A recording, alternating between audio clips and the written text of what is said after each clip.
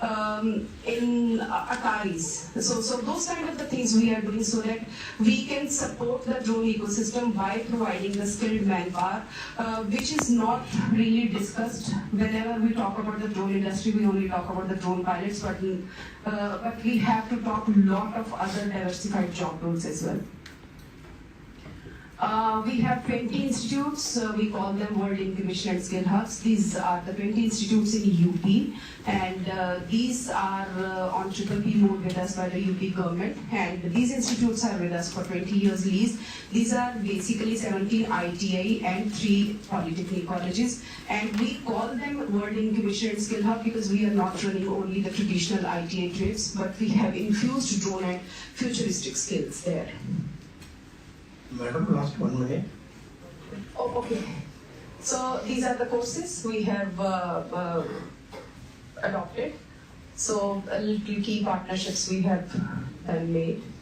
This is our Viraj drone. Our agriculture drone is Viraj drone. The payload capacity is of 10 liters drone. We are making 16 liters capacity drone also and 40 liters capacity of drone with IIT Kanpur. So these are few glimpses. This is our presence. Thank you. Yeah, thank you. Yeah, with the views of our 2 panelists, the major their request is about the qualified manpower. Every industry felt the qualified manpower is a problem. Even in my institute, we have a lot of sponsored projects, but when we call for interview, it's very difficult to find the quality of manpower. Even the salaries, they're asking lakhs of rupees.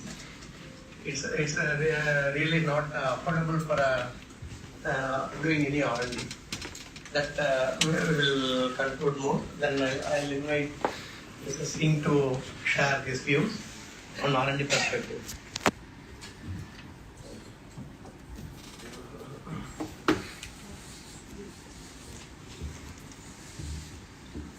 Very good afternoon, ladies and gentlemen. I'm Utkarsh Singh from Drona Maps, founder and CEO of Drona Maps. Thank you, Dr. Central, for the opportunity to speak here today and share our views with the industry. Dr. Sarita Elawar and Ms. Preet, thank you for being co-panelists. So I think you can just play the video on loop. It should give a context background. So we've prepared a video for you to kind of just take through a visual journey. So Drona Maps does 3D reconstructions at centimeter scale nationally, primarily focusing on highways and urban spaces. We started in 2016 from Johns Hopkins, which is my co-founder and my alma mater, and expanding our research into core photogrammetry. We brought the drones, we got the photogrammetry, 3D mapping and the drones back to India. We're a primarily software company, and that's the perspective I will try and share with you today here. So.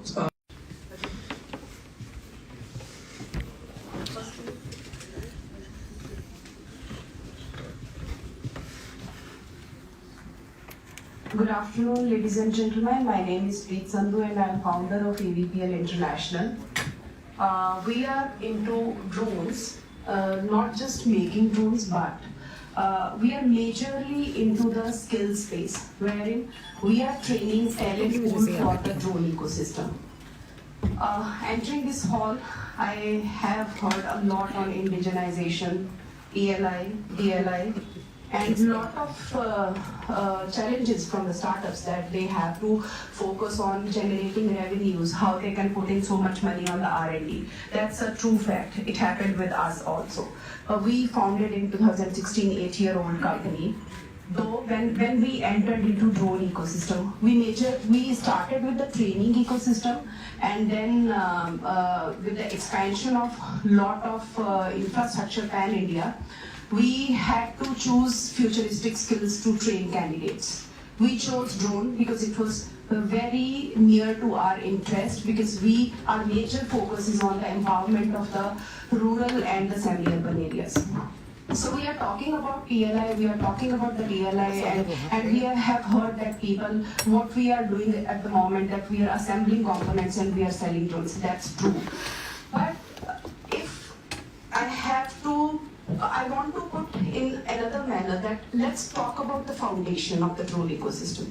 what is the foundation of this ecosystem? Do we have that kind of the manpower which can support? Do we have that kind of the faculty with us who can train candidates in drone assembly engineers? Maybe it can be the research in the software, maybe it can be the research in the hardware of the drone. Do we have that ecosystem, academic ecosystem at the moment right now?